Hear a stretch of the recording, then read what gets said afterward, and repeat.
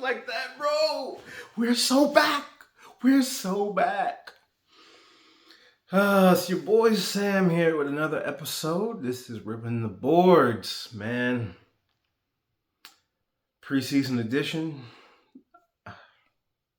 NASCAR just unveiled their new / old championship format. The chase is back. We are so back, guys. I've been really just trying to contain my joy. R.I.P. playoffs. R.I.P. Rest in piss. Good Lord. Good riddance. Oh, yes, boy. Okay. Let's not get too ahead of ourselves. So, NASCAR just unveiled their new playoffs format, new championship format. Sorry. Got so used to saying playoffs for so long. Well, this is still a version of the playoffs, but there's no round eliminations. It's just one elimination, one formal elimination after the first 26 races of the season, and then we have the final 10 race sprint to the finish. We basically just have the Sprint Cup back. And way to go. Way to go. So, let me just quickly see if I can break it down for you guys. Okay. So, now we still have stage racing. Winning you're in is no longer a thing. So, if you win a race in the first 26, you are no longer just locked in on the strength of that win alone. You will have to have, the full body of work, which is what we, the fans, have been asking for, and most of the drivers. Most of the ones that are actually competitive, they never wanted winning you're in.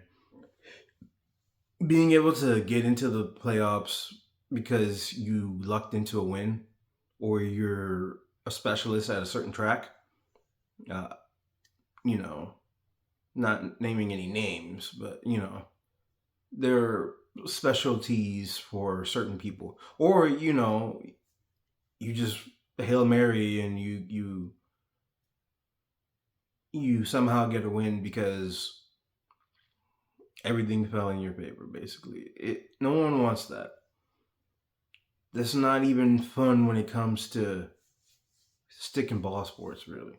So, you have to be good all 26 of the regular season races. And then we get the chase. So, apparently now we are seeing that the race winners get increased points. It's 55 points up from 40 points. You still have stage points. So I think they took away the fastest lap though. So now most races now, before it was a possible 60 points if you won the race and won both stages. Well, last year was 61, if you had the fastest lap. I wish they would keep that. But or bring back laps led and leading the most laps. That was a good thing. But yeah. So it's now 55 points instead of 40 points for first. And I believe I gotta go in and fully, break down the format now. But I believe from second on back, the points are the same exact way, as they were last year. But, the winner gets more points, which is what we've been asking for. I literally devised a point system the day after Joey Logano won in 2024 because I was so disgusted with how that entire thing went down. So, it took over a year from that point, but I believe thank you, Joey Logano, for winning 2024 championship, because I believe that was the final nail in the coffin, and last year was just a formality. Um, you know, I mean, Kyle Larson had the most points, anyways, on the like in the playoffs. Like, he had the most points, so it's not like we could say it was a fluke, but we could say the way that it was handled is another poor example of NASCAR racing. This is not what we want to, this is not what we want to put out as an industry. To, oh, you lost the championship because one of your competitors tires went flat, and because of that a judgment call was made, which literally in the race the day before, the same thing happened and nothing was called. So we're tired of judgment calls being made that NASCAR, either makes in someone's favor or they don't make, and everything rests on their shoulders. And why should we even want them to have to be in that position either? We should want it to be settled on the track, where we know who's fastest, we know who's best, we know who executed the best, and there's no confusion as to who wins at the end of the day. So, with that being said, I believe the winner now gets 55 points, and there's still 10 stage points available for the stage winners. I think there will still be stage cautions, unfortunately. So it's a possible 75, but of course, for the 4 stages in the Coke 600, that is a possible 85 points.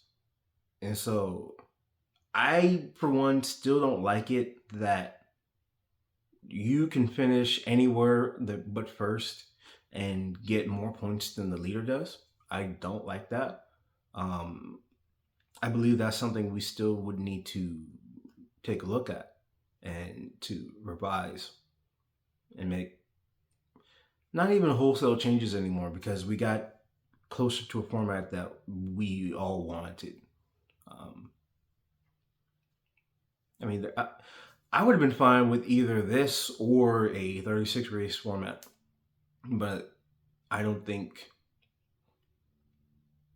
the fans of today would be in tune with that. Like, yes, F1 has that, but F1 only has 20 cars, and also F1 has 25 races, if I'm not mistaken. So it's a little less to follow, So there's less drivers to know, there's less teams to know, there's less events.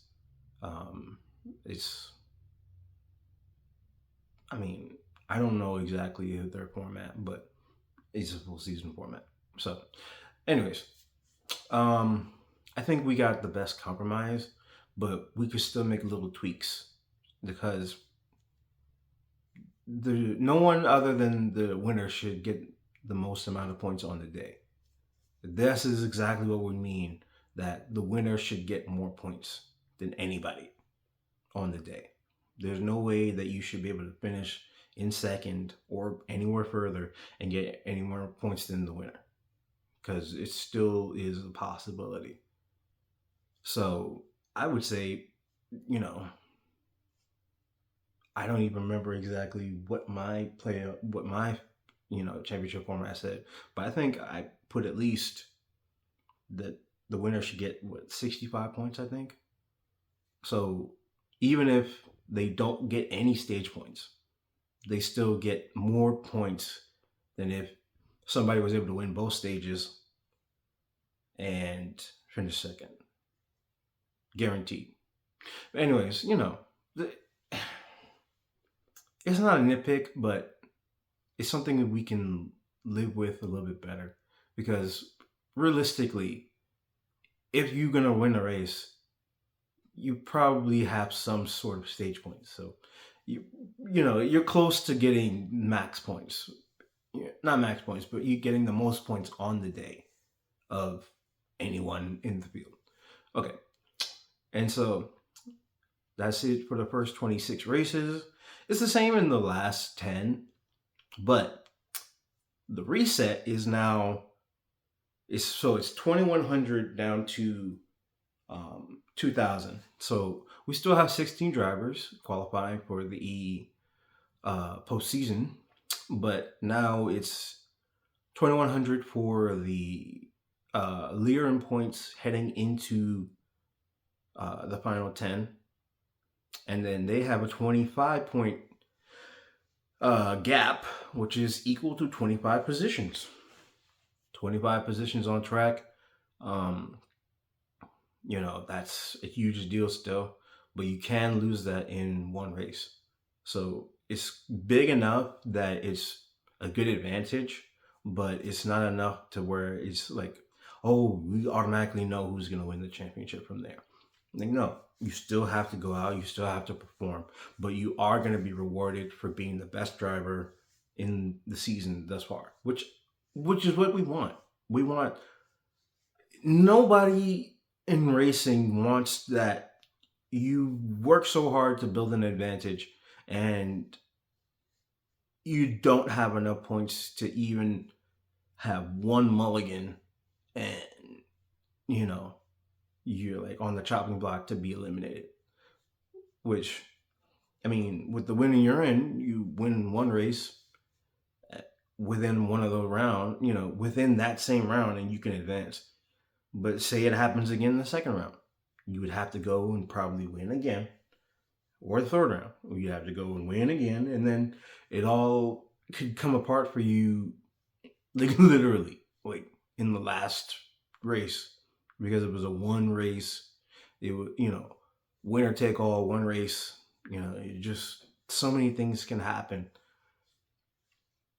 I don't understand how we had that system for more than one season. Like, we should have looked at it in 2014, said, okay, this is great.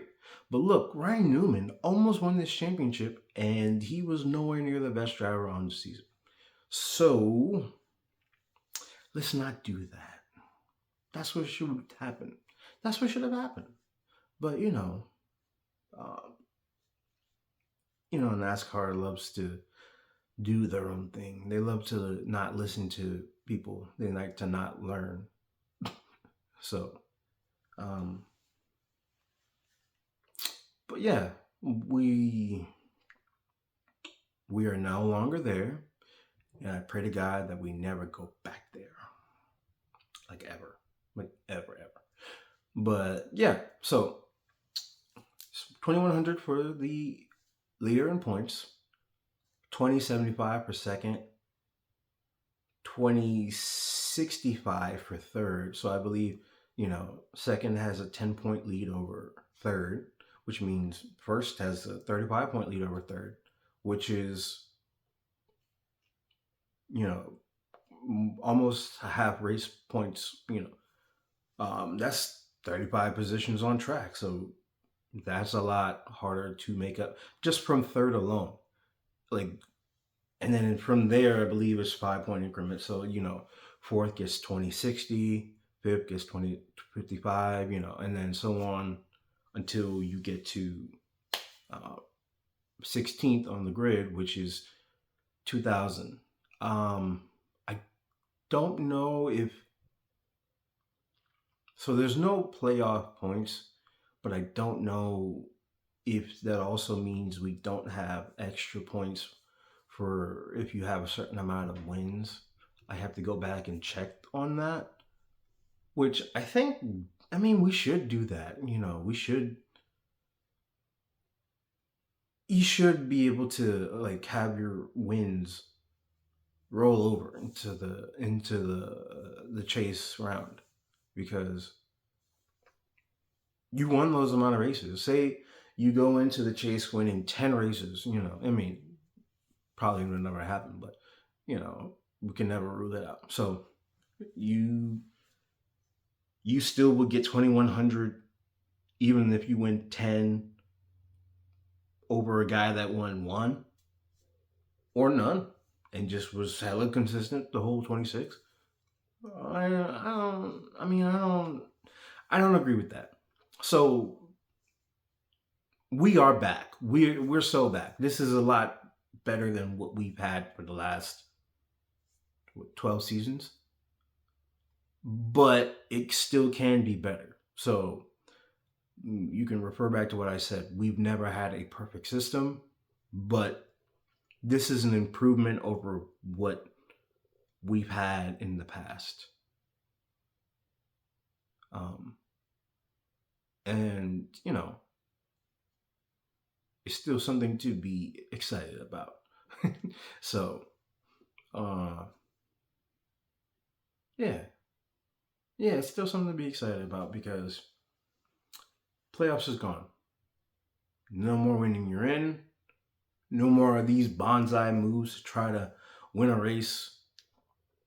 There's just in the announcement yesterday, a lot of the drivers that were on the panel, or they said they're hopeful that we can get back to the purity of racing instead of the parity with PARODY.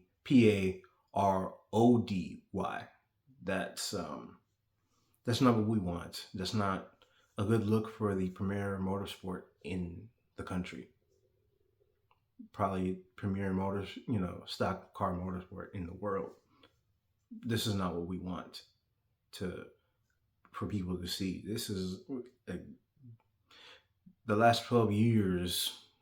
We've had some of the greatest drivers in the world driving in this sport, but the format has been a joke. And so if you look at the overall rankings, like the top 100 drivers of the year, you would see that a lot of NASCAR drivers are ranked so low.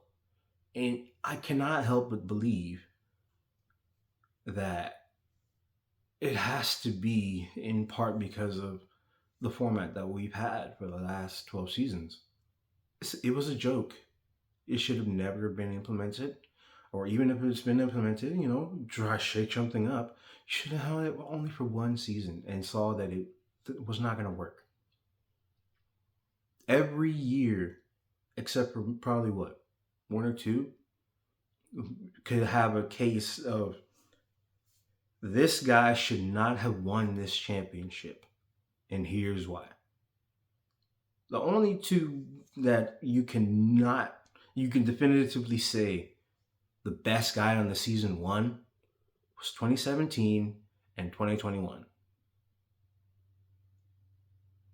Because if you look, 2014, yes, Kevin Harvick was great on the season. But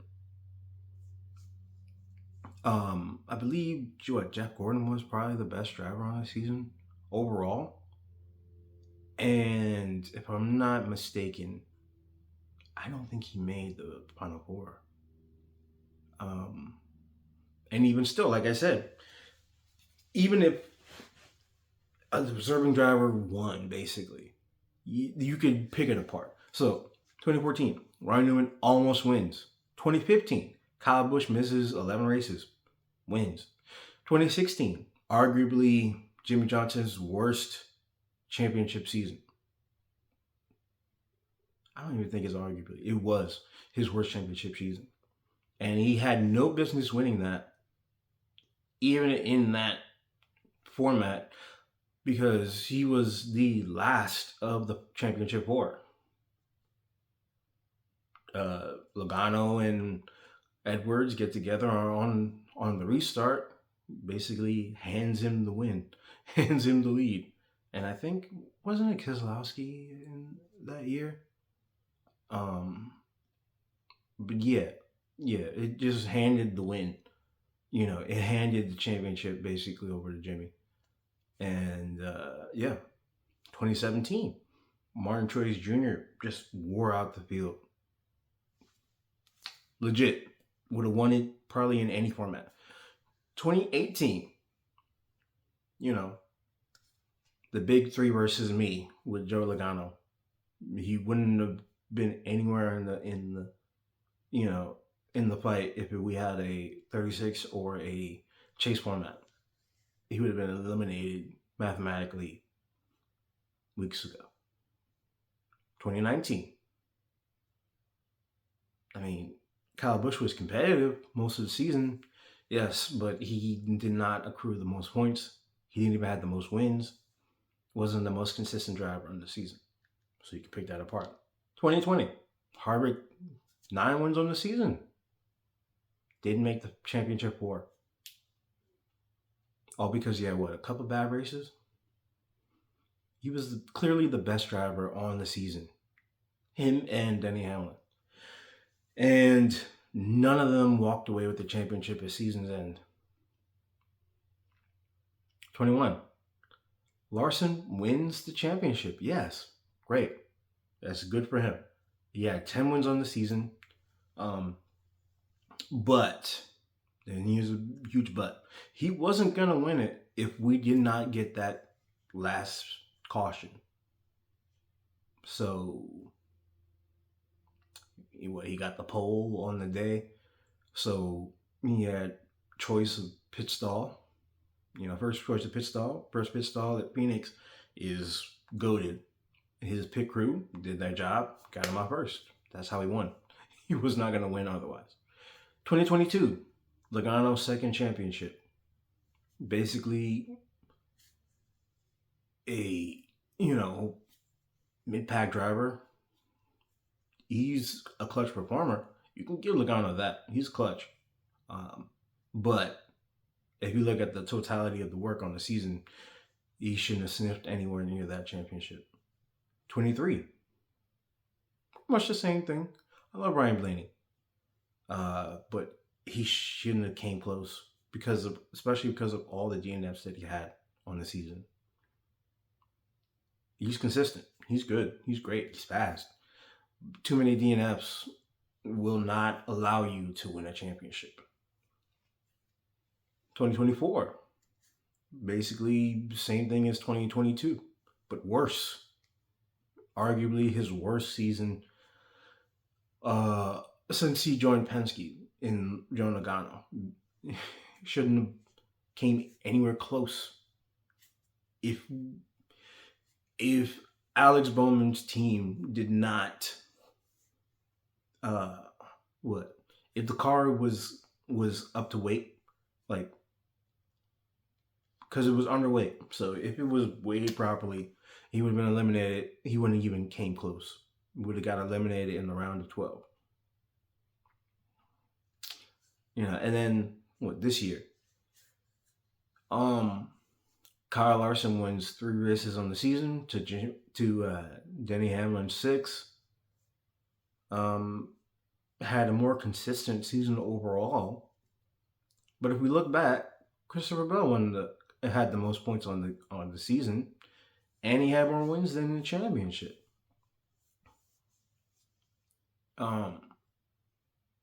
Larson had the most points in the final 10, so you can give him that. But he didn't win. And the way that the caution fell is always going to be shrouded in controversy, because it was his teammate whose tire blew out, basically putting NASCAR in a will you throw a caution? And there were so many things going on, like the lawsuit with 2311 and Frontmore Motorsports and NASCAR. So you can basically say NASCAR was never going to allow that race to go fully green to the end and crown Denny Hamlin the championship because of all their off-track stuff. So, like I said, every year of the playoffs, except for 2, and even one of those 2 did not have a legit, finish. So I am glad that we're getting back to something that we can say the drivers have more of a say in this. You put this in the driver's hands. They know week in and week out, they have to go perform. There are no off weeks. You might have an off week, but you can't just go in there purposely and take a, like, oh, we're locked into the next round. I can take this, take this race off. I don't have to worry about this race. No, you have to go in there. You have to race your ass off every week, which is what we wanted. And I'm so tired of people saying that, oh, I hate the phrase, we had a great points day. We literally have that even in the playoffs. We have people say, oh, we had a great points day today in the playoffs. So I don't want to hear it. I don't want to hear it ever again. Ever again from any of y'all. I'm not playing. Don't do that. Don't do that. Don't complain about it. This is what we got. That's how we got to that nonsense in the first place. Because y'all complaining ass fans. God, knock that out. Cut that out right now. And also, giving NASCAR all this credit, they didn't want to change. They were fine with what they had. So I don't care what nobody says. This was a victory for the fans. This was a victory for the drivers. This is what we all wanted.